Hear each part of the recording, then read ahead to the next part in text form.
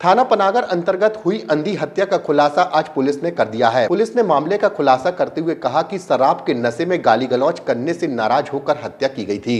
Police ने आरोपी को गिरफ्तार कर लिया है। पुलिस ने घटना में प्रयुक्त लाठी और ककरहाई तालाब के पास झाड़ियों में छिपाकर फेंक देने पर आरोपी की निशानदेही पर घटना में प्रयुक्त लकड़ी का डंडा जब्त किया गया है, जिसमें खून के धब्बे लगे हुए हैं। साथ ही पुलिस ने मामले की विस्तृत जानकारी प्रेस कॉन्फ्रेंस में दी। सुबह पनागर थाने पे एक सूचना प्राप्त हुई थी कि थाने से लगभग 7-8 किलोमीटर की दूरी पर छतरपुर गांव के आगे ककरहाई का तालाब है, उसके पास एक व्यक्ति का शव है।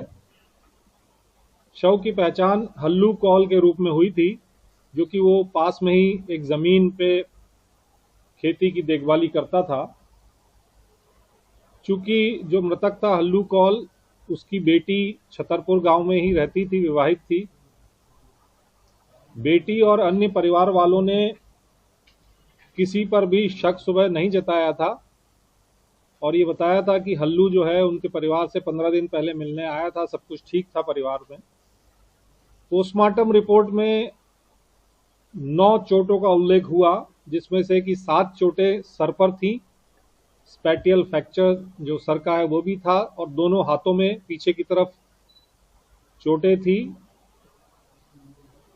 इसमें हत्या का अपराध दर्ज कर विवेचना जब प्रारंभ की गई, विवेचना के दौरान ये पता चला कि हल्लू कौल ने 2 मार्च जिस दिन रात में होली जलाई जानी थी, उस दिन कुछ साथियों के साथ शराब आदि का सेवन किया था और दिन भर जो है अलग अलग व्यक्ति उसकी झोपड़ी पर, जिस पर वो रहता था, उसमें टीवी था, चूंकि वहां बैठे रहे, शराब का सेवन चलता रहा।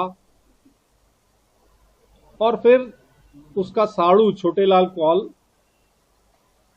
उसने सुबह ही सुबह एक व्यक्ति को बताया, घबराया हुआ, कि हल्लू जो है अब नहीं रहा, उसकी मृत्यु कारित हो गई है।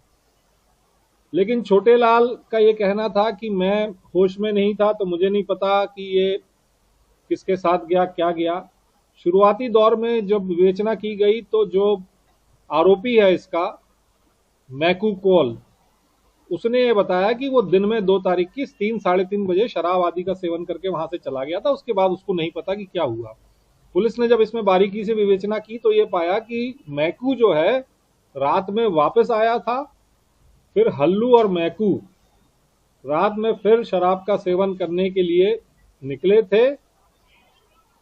तो मैकू से जब गंभीरता से, जब गहराई से दोबारा पूछताछ की गई, तब मैकू ने बताया कि रात में जब शराब का सेवन ज्यादा हो गया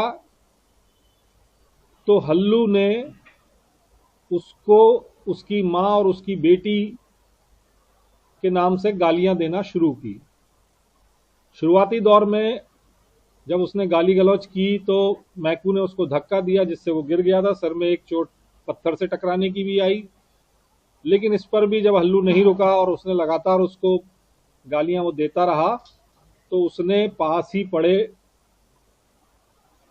एक लठ से उसके सर पर वार किए और उसके पश्चात वो चुपचाप अपने घर जाकर सो गया। और अगले दिन, चूंकि वो एक ईंट भट्टे पे काम करता था, मैकू जो आरोपी है इसमें, तो वहां उसने अपने ईंट भट्टे के मालिक के साथ आकर सुबह खड़े होकर लाश को भी देखा और उसने उसके द्वारा जो कृत्य कारित किया गया था वो पुलिस से छुपाए रखा। मैकू को गिरफ्तार किया गया है। मैकू की उम्र 30 वर्ष है और ग्राम चरखी का रहने वाला है और मुकेश यादव के ईंट भट्टे पे वो काम करता है। तो अकेला था या इसके बाद कोई और भी थे? देखिए, जब दिन में शराब का सेवन हो रहा था तो ये 4 लोग थे, जिसमें छोटेलाल, सुरेंद्र, मैकू और हल्लू, ये 4 लोग इसमें शामिल थे। पर छोटेलाल का सेवन ज्यादा हो गया तो वो वहीं सोता रह गया। सुरेंद्र अपने वापस चला गया। वापस तो मैकू भी चला गया था दिन में, लेकिन वो पुनः 2 तारीख की रात लौट के आया। इन लोगों ने जैसा सुबह से ये शराब का सेवन कर रहे थे, तो उस दिन ग्रहण वाला भी था अगले दिन, तो वो सब बातें भी ये लोग कर रहे थे, ऐसा इनके बयानों में आया है। पर रात को फिर मैकू जब लौट के आया और दोबारा जब रहा, तो अभी तक की जो विवेचना है उसमें मैकू